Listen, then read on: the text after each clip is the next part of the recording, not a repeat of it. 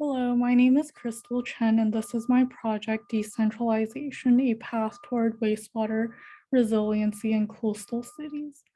Typically, coastal regions such as King County rely on a centralized system that employs networks of sewer pipes to collect and transport wastewater to a regional treatment plant. However, with challenges such as climate change and population growth and aging infrastructure, decentralization has become a viable alternative regional agencies can adopt to address these problems. However, the lack of policy and regulatory framework poses a challenge to decentralization. So I aim to identify these policies and regulations necessary to decentralization.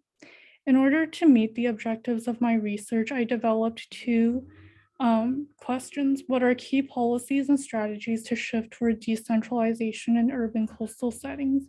And what are the opportunities and challenges associated with decentralization in urban coastal settings? Just to give justification to the decision to decentralize.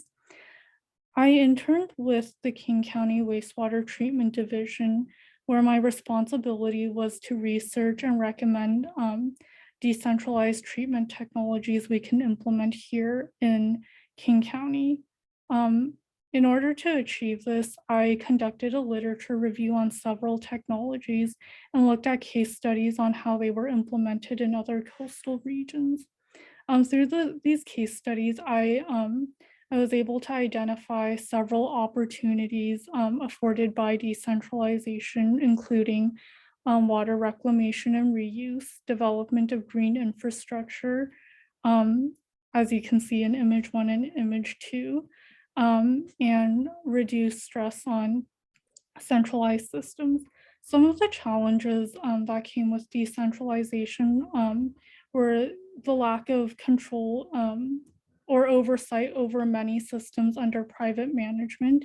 And because some of these treatment technologies are costly, there's also the potential for green gentrification.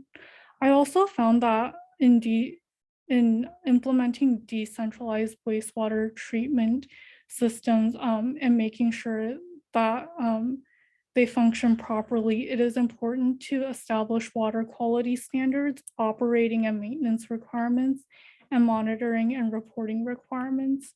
In addition, regional agencies can also implement uh, decentralized systems at larger scales, such as reclamation facilities to collaborate with community members and to streamline the permitting process for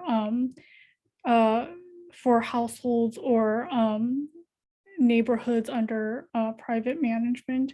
Some key takeaways from these results, the main one is that developing a regulatory framework enables the widespread implementation and use of decentralized wastewater systems. In some of the case studies I looked at, particularly the building scale case studies,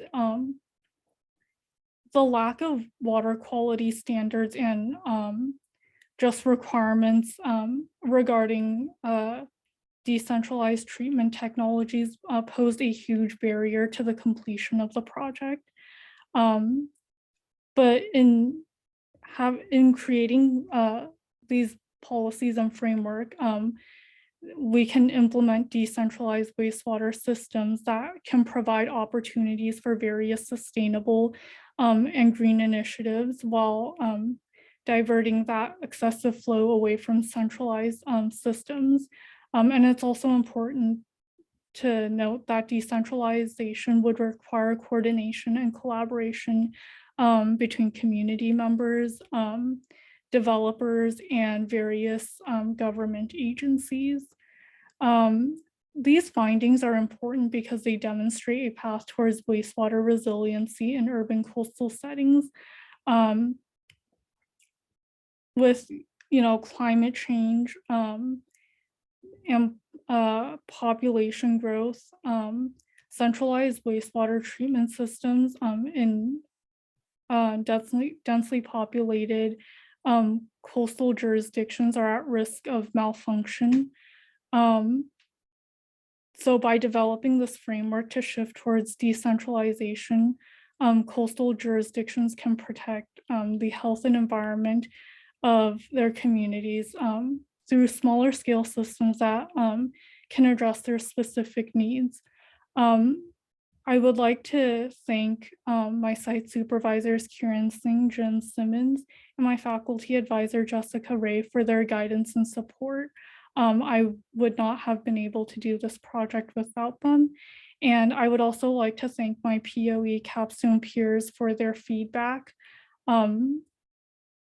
Thank you.